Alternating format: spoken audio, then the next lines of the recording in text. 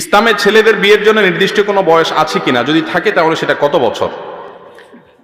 বিয়ের জন্য নির্দিষ্ট কোনো বয়স নাই, তবে আমাদের দেশে রাষ্ট্রীয় আইনে যেহেতু 18 বছর নির্ধারণ করা আছে, এই বয়সেও যদি সবাই বিয়েটা করে, তারপরেও এই সমাজের সমস্যা, অনাচারের পথ বন্ধ হয়ে যায়।